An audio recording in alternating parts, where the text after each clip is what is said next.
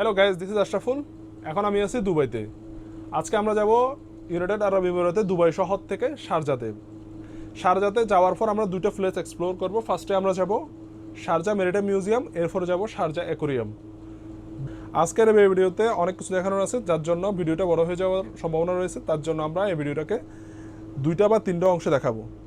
সুতরাং চলুন শুরু করা যাক। Me gustaría platicarlo de manera diferente. Lo que digo es lo que siento con respeto pa' mi gente. En la vida nada es fácil, hay que saber tener la mente. আমাদের আজকের দিনের যাত্রা শুরু হচ্ছে দেরা দুবাই থেকে। আমরা Sharjah যাওয়ার উদ্দেশ্যে দেরা দুবাই থেকে 1 দিরহাম খরচ করে বোট রাইড দিয়ে বার দুবাই এসে পৌঁছেছি। আমরা বার দুবাই আসার পর এখানে আরো আধা ঘন্টা সময় অপেক্ষা করতে ফেরিতে আসার জন্য। ফেরিতে আসলে আমরা এখান থেকে টিকিট কাউন্টার আছে, টিকিটটা কেটে নিয়ে চলে যাব আমাদের ফেরির উদ্দেশ্যে।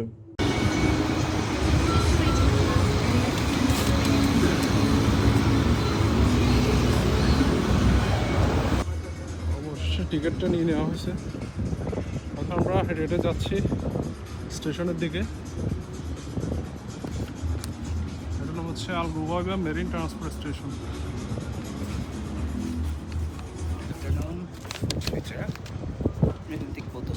অবশেষে আমরা বোর্ডের মধ্যে এসে পৌঁছাইছি। তো এখানে আমার সিটটা আসছে। সিট থেকে বাইরের দিকে তাকালে অনেকগুলো বিষয় দেখা যায়। এটা হচ্ছে সিট। এখান থেকে অবশেষে আমরা ফেরিতে উঠে বসছি। আর এই ফেরিটাতে টোটাল 2 রকমের আসন আছে। সামনের দিকের অংশে 14টা সিট আছে গোল্ডেন সিট, আর পিছনের দিকে 86 বা 86টা সিট আছে সিলভার সিট। আমরা এখন সিলভার সিটে আছি।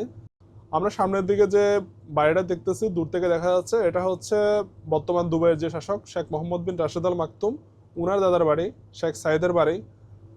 আর সামনে যে একটা ব্রিজ দেখা যাচ্ছে, এটাকে বলা হয় দুবাই ইনফিনিটি ব্রিজ।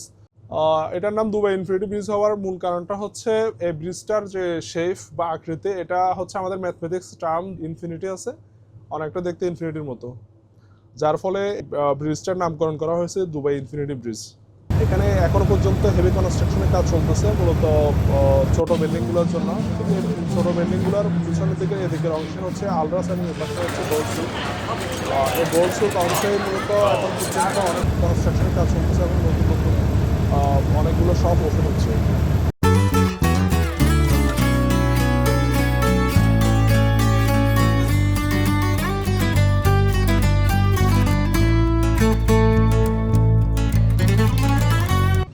অবশেষে আমরা শারজা অংশে পৌঁছে গেছি। আমরা দূর থেকে শারজার বড় বড় বিল্ডিংগুলো দেখতেছি। সুতরাং আমরা ধরে নিচ্ছি আমরা 2 থেকে 5 মিনিটের মধ্যে শারজা মেরিন স্টেশনে নামতে পারবো, এবং ওখান থেকে আমরা শারজার বাকি যে 2 স্পট আছে ওগুলোতে এক্সপ্লোর করব।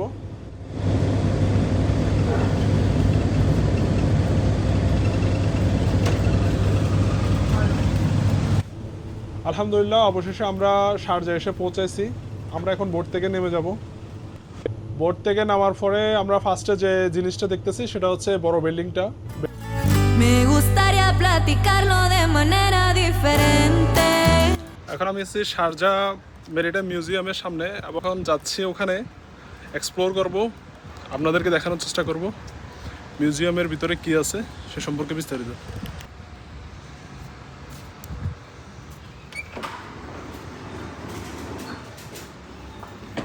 আছি শারজা মিউজিয়াম মেরিটাইম মিউজিয়ামের ভিতরে, এবং 25 টাকা খরচ করে একটা টিকিট নিয়ে নিলাম।